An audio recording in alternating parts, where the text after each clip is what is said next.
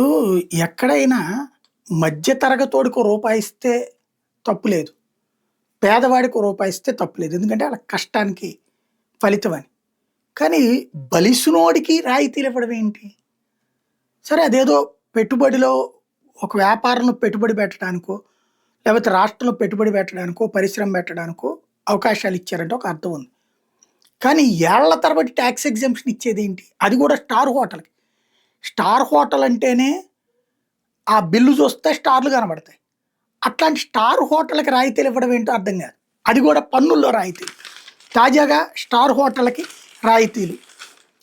విశాఖపట్నం, తిరుపతిలో కొత్తగా ఏర్పాటయ్యే 3 హోటళ్ళకి రాష్ట్ర పర్యాటక విధానం 2024-29 కింద వాళ్ళు రాయితీలు కల్పిస్తూ ప్రభుత్వం గురువారం ఉత్తర్వులు జారీ చేసింది. అంటే ఏంటి? కొత్తవి కడుతున్నారు కాబట్టి వీళ్ళకి రాయితీలు అంటే ఎట్లాంటిది ఇవ్వాలా? ఆ కన్స్ట్రక్షన్‌కి సంబంధించిన రిజిస్ట్రేషన్ ఛార్జీలు ఇవ్వాలి. లేకపోతే గనక పన్ను ఏవైతే ఉంటుందో ఆస్తి పన్ను ఇవ్వాలి. ఈ కొనుగోలు చేసినప్పుడు అయ్యేటటువంటి ఆస్తి పన్ను.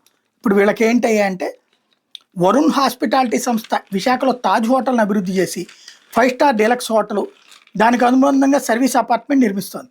బెంగళూరుకి చెందిన స్రవంతి హోటలు రిసార్ట్స్ సంస్థ తిరుపతిలో 3 star hotel, Novotel 5 star hotel నిర్మిస్తోంది. వీటికి పర్యాటక విధానంలో ప్రకటించిన రాయితీలు వర్తిస్తాయని ప్రభుత్వం చెబుతోంది. తిరుపతిలోని ఎస్వీపురంలోని వడమాలపేట 5 స్టార్ రిసార్ట్ ఏర్పాటుకి 12.7 ఎకరాల భూమి బెంగాల్ అల్టిమేట్ రిసార్ట్ సంస్థకి పర్యాటక విధానంలో ప్రభుత్వం కేటాయించింది. ఈ ప్రతిపాదన ఇటీవల నిర్వహించిన మంత్రివర్గ సమావేశంలో ఆమోదించిన విషయం తెలిసింది. ఈ హోటళ్ల నిర్మాణానికి 327 కోట్ల పెట్టుబడులు పెట్టడం ద్వారా ప్రత్యక్షంగా 570 మందికి ఉపాధి లభిస్తుందని రాష్ట్ర ప్రభుత్వం ఉత్తర్వులు వేస్తుంది. 5 స్టార్ హోటళ్లలోకి ఉపాధి లభిస్తుంది కాబట్టి వాళ్ళకి పన్నులకి ఎగ్జంప్షన్. ఏ పన్ను తెలుసా? ఎస్జిఎస్టీ, రాష్ట్ర ప్రభుత్వపు జిఎస్టీ. రాష్ట్ర ప్రభుత్వం జిఎస్టీకి మినహాయింపు ఇవ్వడం ఏంటి? అది ఏళ్ల తరబడి. ఇది ఎక్కడ విచిత్రమైనటువంటి కాన్సెప్టు? ఒకవేళ రేపు పొద్దున కనుక వచ్చే ప్రభుత్వం ఏదన్నా రద్దు చేసినా వాడు కోర్టుకు వెళ్ళి మళ్ళీ తెచ్చుకుంటారు. స్టార్ హోటళ్ళకి ఏ ప్రాబ్లం లేదు. స్టార్ హోటళ్లతో ఉపాధి అవకాశాలు లభిస్తాయి అన్నటువంటి కాన్సెప్ట్ అంటే ఇప్పుడు మనకి మామూలు ఈ స్టార్ హోటల్లో వీళ్ళు ఒక 50 మందికి ఉద్యోగం ఇచ్చారనుకోండి, మన రోడ్డు పక్కన బళ్ళోళ్ళు 500 మందికి ఇస్తారు. అదే విశాఖపట్నంలో అదే బీచ్ రోడ్లో ఒక 10 బళ్ళోళ్ళకి లెక్క వేయండి. ఒక్కో బండి దగ్గర 5గురు ఉంటారుగా పనిచేయడానికి. 15 50 మందికి ఉపాధి వాళ్ళు కల్పిస్తున్నారుగా.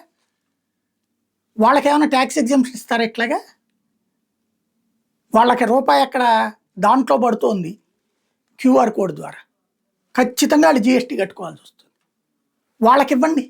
చిరు వ్యాపారులకి జిఎస్టీకి పర్మిషన్ ఇవ్వండి, ఎగ్జంప్షన్ ఇవ్వండి. ₹1 ఉన్నా సరే, 5 కోట్లు ఉన్నా సరే వాళ్ళు చేయకూడదు అనేసి, వాళ్ళ దగ్గర పన్ను కట్టించుకోవద్దు అనేసి. ఎటుకుపోతున్నామంటే అయిన వాళ్ళకి ఆకుల్లో, కాని వాళ్ళకి కంచాల్లో కాన్సెప్ట్ నడుస్తుంది.